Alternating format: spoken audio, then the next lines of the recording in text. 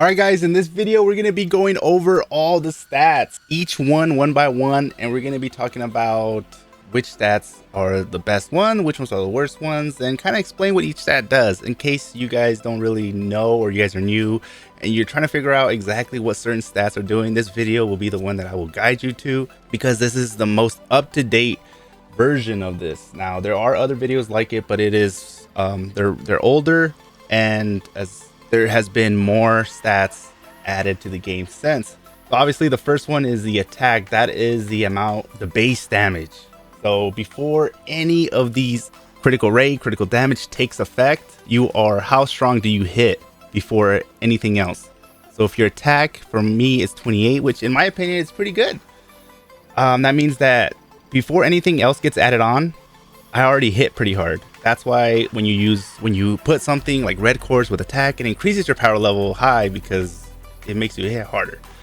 But sometimes it's more important to have to focus on critical rate and critical damage, because having this being at a good percentage will make it to where you even hit even more harder, because you can just focus on attack and forget about critical rate, critical damage, and you'll still get slaughtered. And you'll be like, why? You know, I'm following the red dots. That's why it's important not to follow the red dots, because they favor attack. But you kind of want to just make sure you find a good balance within all of this to really, to where you're able to do a good amount of damage, but also be able to take a good amount of damage. Now we're going to move on to defense. Now defense is, it's effort. Okay, so a lot of people think that having defense mainly means that you're able to get hit more without losing anything, and that is kind of true. But the real thing that defense does is if you are fighting somebody who has defense pierce, which is like down here, and my defense pierce is 53, and then once I get you to 50% or below, my active trait kicks in where it increases my defense pierce by 25, which maxes my defense pierce out. That will make it to where if you don't have a good amount of defense, that's when I will do either possibly one shot you or do enough damage to you where I win. So if somebody has a lot of defense pierce, I am going to, and I have a good amount of defense pierce, then that's a counter to defense pierce. But I guess you can say it makes it to where you just take less damage. But it's tricky. It's hard. But to say that this right here just makes it to, you just don't take that much damage in general, that would be a lot. Now we're gonna move on to the next one, HP. Now HP is how much health you have, and the more you have, the more you're able to live. And once you run out of HP, you die, right? Having a high amount of HP could be something important, but for me, I don't really see it as I do, but I want to make sure that I'm not forgetting about my defense, and I want to kind of make sure that these are both balanced pretty good. Let's see, and you kind of want to make sure that you kind of blend in dodge rate in there too, because dodge rate makes it to where you don't even get hit at all. But we'll get to that one. For the next one, we got HP recovery. So every time you get hit, the chance of HP recovery taking effect increases the higher this goes. So you get, if somebody does 80% damage, and then HP will give me back 20% damage of that 80. You know what I mean? So what could possibly would have been a one-shot kill, you could have barely got saved. I mean, you're still gonna die. I don't really see it as something right now that is a must, but yeah, don't really worry about the HP recovery. I think in Omega War this would only be like would matter. Now the next one we have is movement speed. Now I haven't seen anybody or heard anything to where they got it to the point where they really notice a difference. You can only get this in companions, but as of now there's not enough movement speed that we can get to where we can see a real difference. But in the future, the more they add more companions, the movement speed is gonna keep increasing. Then we'll finally see at what level or percentage we need to get it to for us to really tell a difference. Because we don't see nobody like Flash, like Iron Man, just running around or flying, just speeding through us. No. And that's one of the things a lot of people are complaining about, is that you just feel real slow. Now the next one, stamina. Stamina is every time you use a skill, you have, obviously each skill uses a certain amount of stamina. Now the harder the hit, chances are it's going to take a lot more stamina. So if you have a skill set, right, and a lot of these are very hard hitting, like me would be Unibeam, and then the Repulsor Blast, that right there. And then if I threw in the Party Time Protocol, then or the Tactical Satellite, then I would need a lot of stamina or a lot of stamina recovery. So, but if I use skills that don't really use that much stamina, then I wouldn't worry that much about my stamina. But if I did, I would try to get my stamina or my stamina recovery high. So my stamina recovery is at 148. Try to aim for like 160 or whatever the max is for this. But yeah, get it higher. I need to get it higher because I'm still struggling just a little bit. But I don't have to wait that long for me to. I would have to wait maybe like 1 or 2 seconds, and then I'll be able to do my other hit. Ultimate gauge recovery. Now, did we go over stamina recovery? Stamina recovery is how fast you get your stamina back. So every time you use stamina, you see it kind of go like this. Well, if you have a high amount of stamina recovery, you'll see it come back way faster. That's what it is. So ultimate gauge recovery is how fast you get your ultimate. For Iron Man, that doesn't matter. That is not a good something. So if you see this on your like Omega cards, oh man, that's not a good stat. But unless you are like Magic or Black Widow or Captain Marvel, then yes, ultimate gauge recovery is something that you want to go for, favor. As an Iron Man main, this is not something that I'm like, oh my god. This is like more like, oh, okay, that's nice, but not good. Now the next one we have here is accuracy rate. Now what accuracy rate is the chances of you landing on the target that you're trying to hit. So Spider-Mans are notorious for making people miss them because they have a high amount of dodge rate. So Spider-Mans, they have a special trait that they can activate. Like one of their active traits makes it to where they can get more than a 75% damage rate. So they can increase their damage rate way more past 75%. So that means that you need to have accuracy rate, maybe, I don't know, over 150 at least.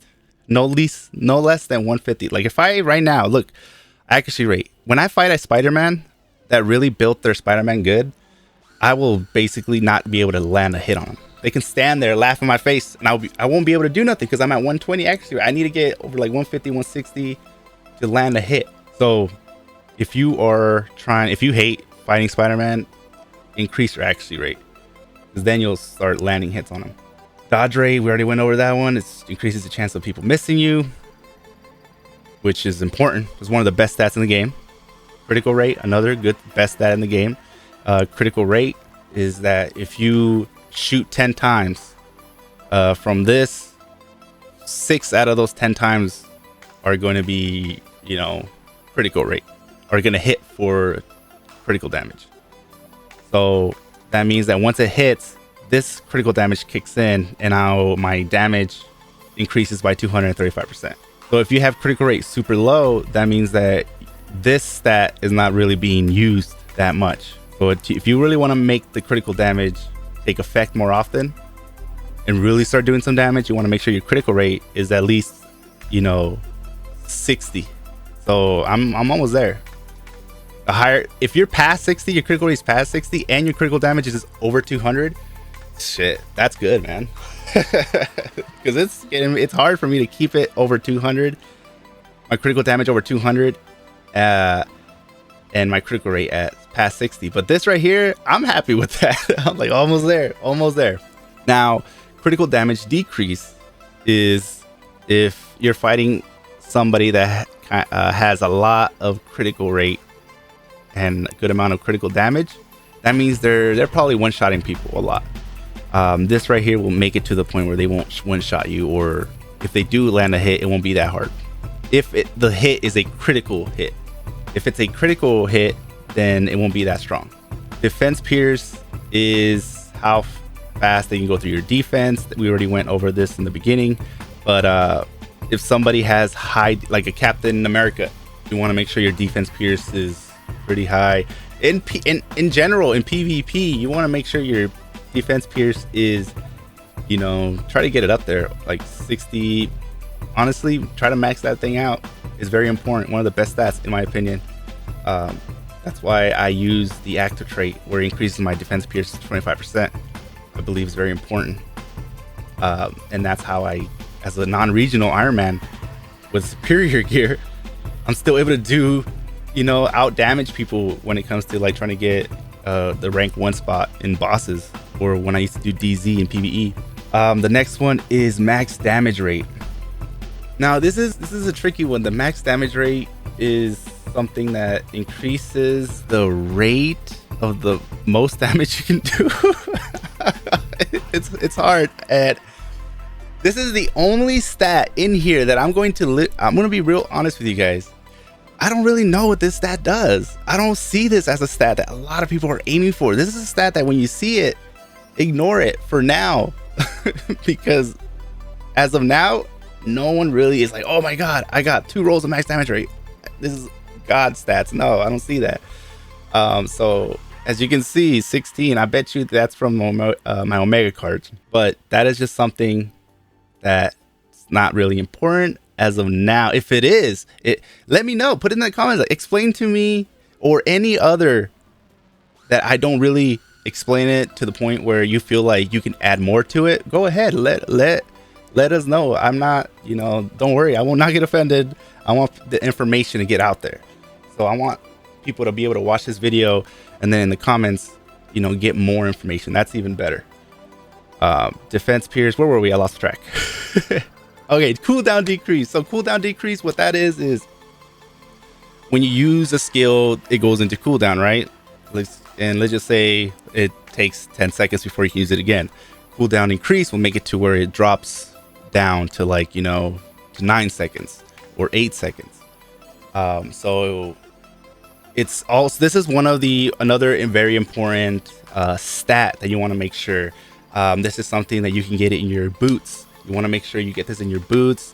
For me, you want to make sure you have stamina recovery and cooldown decrease on my boots.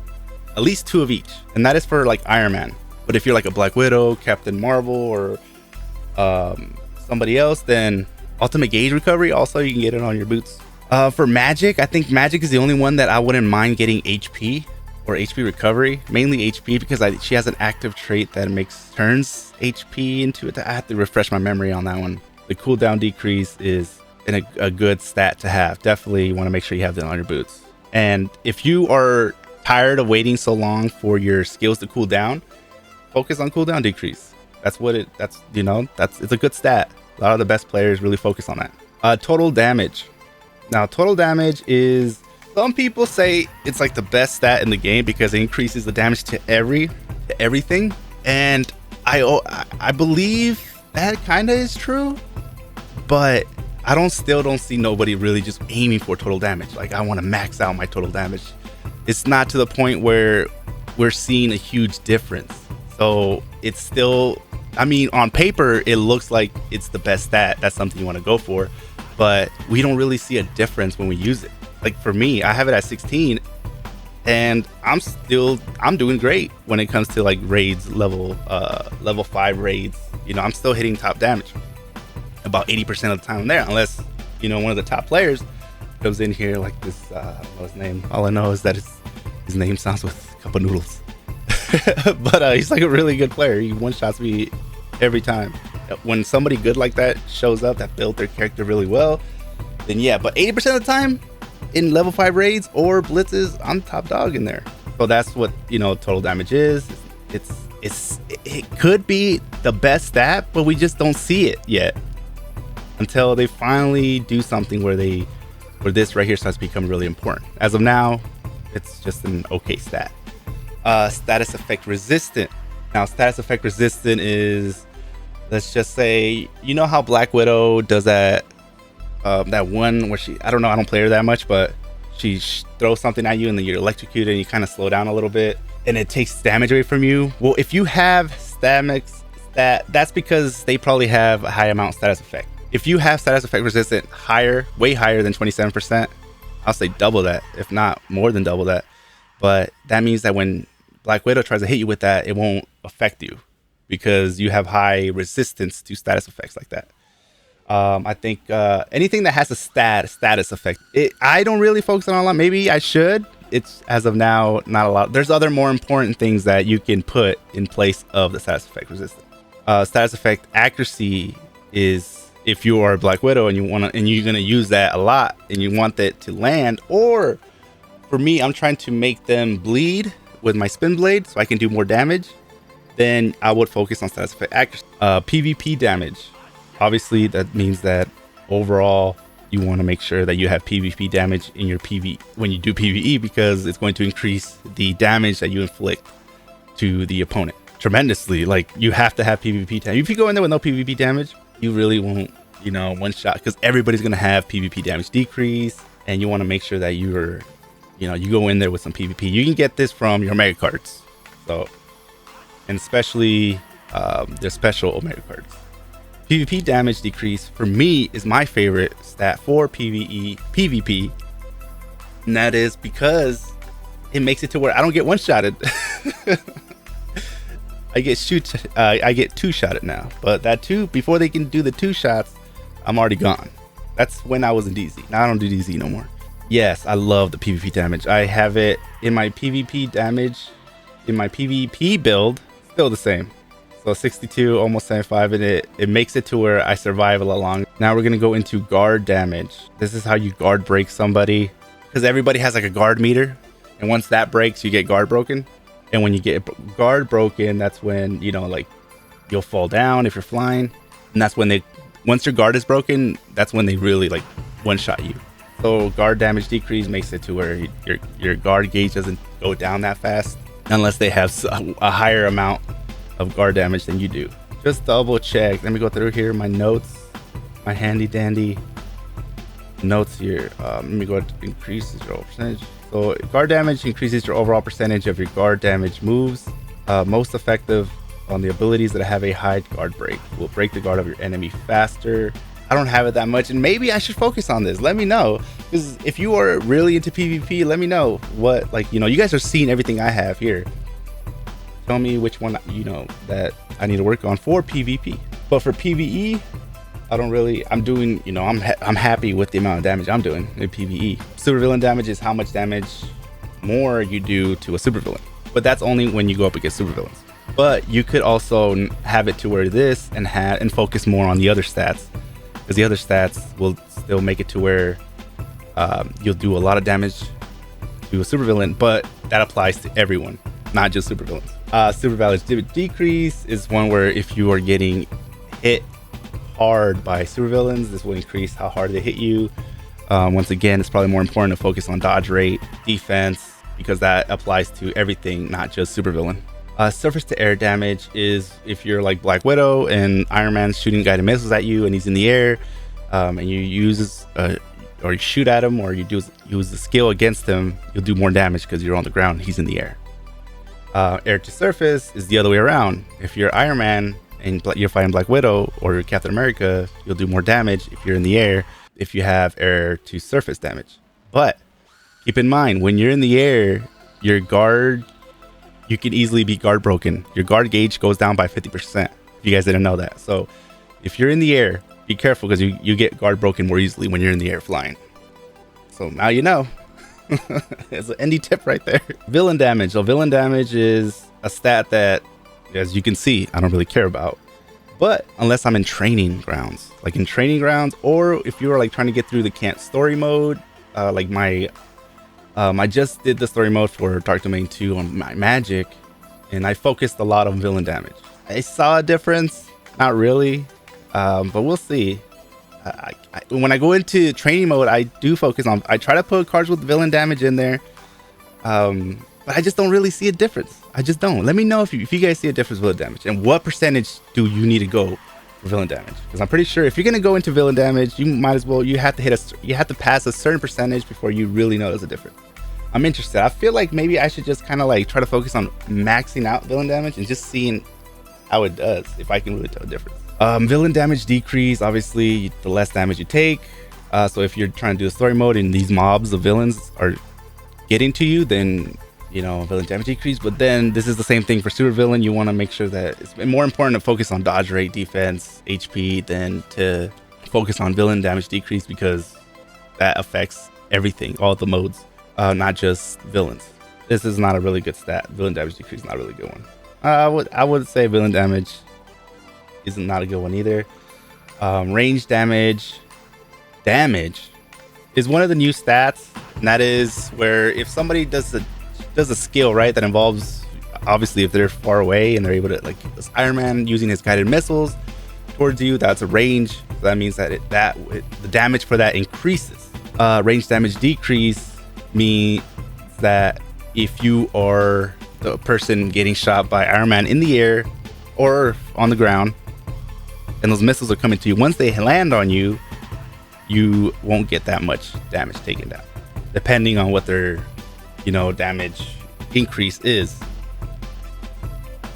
Now, range, we're at melee damage. So melee damage, what that is this basic. Captain America does a lot of that. So once any skill that involves you to get up in person close enough would be a melee damage, and that is it makes it stronger, but you can only get that through your companions, this and the range damage. So these new stats right here are all through companions. The range damage decrease is obviously makes it to where they don't hit you that hard, but I think it depends. I think this just counters the melee damage. If they have a lot of melee damage, this melee damage counters this. Same thing with this one. Range damage decrease will only counters if they have range damage, because from what I've seen and what I've heard is that the damage decrease is only a counter to the top hero experience increase. I have it at 17.7. I still haven't seen a difference. You have to just with every other stat, I guess you have to get it to 60% before you really start noticing, which doesn't make sense, because experience, if I should be seeing a noticeable difference. I'm not really. So let me know if you have higher hero experience increase stats, percentage stats. Let me know if you are seeing an increase, or what do you believe somebody should aim for. But this is all through companions. All these new stats are from companions. They're not really important unless hero experience. I would say this one's important, but I don't see a difference. So there you guys have it. This was a video so now for anybody asks me what does each stat do, I'm going to point you guys towards this video. It's the most up-to-date version of it. There you guys have it. I'm going to let you guys, nope, never mind. That's it. So catch you guys later. Hope you have a good one.